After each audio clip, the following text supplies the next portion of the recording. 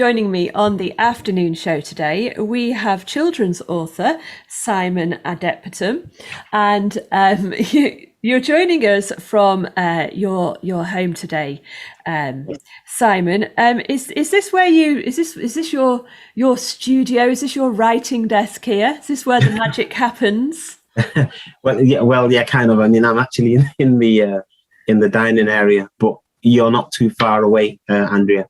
The magic actually happens in a little room somewhere in the house. So yeah, my little secret den. Now, what got you into writing children's books? Well, actually, I used to do a lot of writing poems, and my sister, who's based in Germany, she saw this competition in an English newspaper, and the idea is to write a children's story, and the winner gets the story turned into a book. So this was a couple of years ago. I didn't win the competition, but I'm a very stubborn person. I just didn't want to give up. So I took the same story a year later, sent it to 4 publishers, and they all started, luckily, scrambling for who wanted to actually turn my story into a book. So right. And what was the name of that story? The Bee Hive.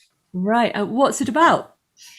It's an adventure story about these 2 best friends who love science. They want to win the Science of the Year award in their schools, but they need a place to do their experiments. So we know experiments sometimes can be a bit messy. So they look for a place to do the experiments, and then they find an old beehive, which they turn to a kind of play den.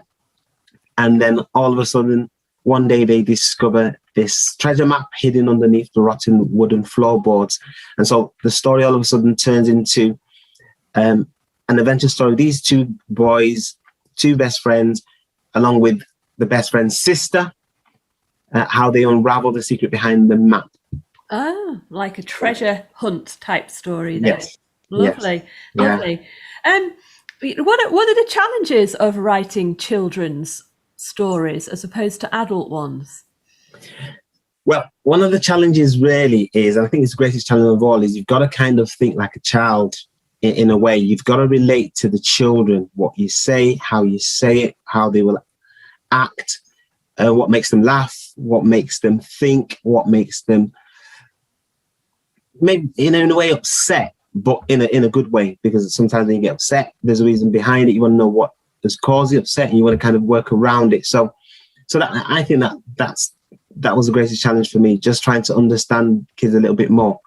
But you see, here's a secret. I've got kids of my own, so I kind of use my kids, looked at how they would react to news, what makes them laugh, what makes them happy, and also I looked at other people's kids as well to kind of help me to create the story. Well, that's the secret, you see, isn't it? Because all great writers are great observers, I think, of life. You've got that right. It all goes in, doesn't it?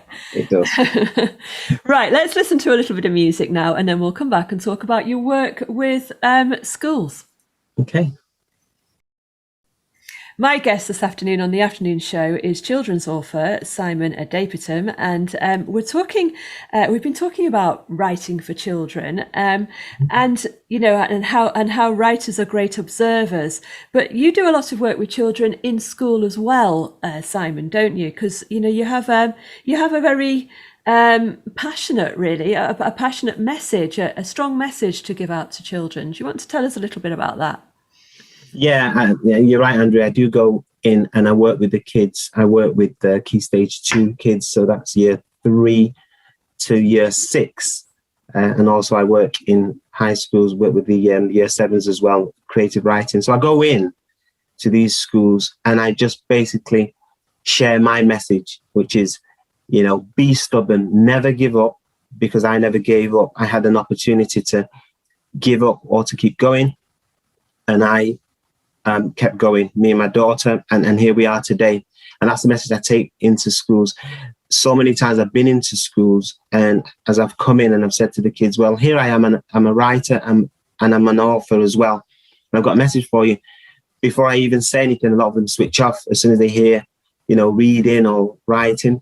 But the challenge really is to enthrall them, excite them about the message that you have. And at the end of my sessions, a lot of the kids, they completely turned around what they thought they could never do in the art of writing, storytelling, creative writing.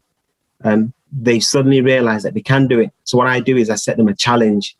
So in the primary schools, I set them it's called the 5-minute storytelling challenge. So after my session, after I read my book, made them laugh and really have great buzz, I then set that challenge for them. And I go, see how you can create a story in 5 minutes with my guidance, with my what I've taught them. They create the story. And then I turn around and go, how was it before? How is it now?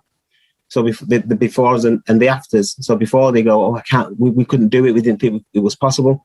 Now that you've done it, so what do you think now? And they go, oh, we feel great. I said, well, that's the feeling I had when I felt I couldn't do it, but I never gave up. So you never gave up, and look at where you are. Yeah. So that's a powerful message I take in to schools.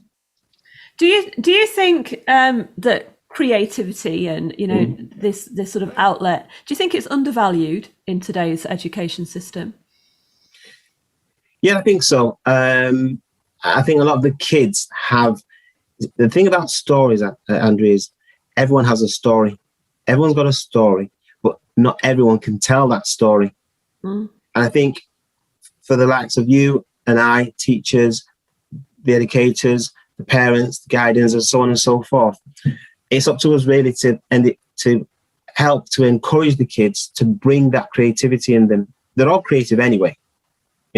I simply ask them questions. Who loves dancing? Who loves singing? And they all put their hands up. See, singing, dancing, art, we can go on and on, playing games. All of these things, they have elements of stories in them.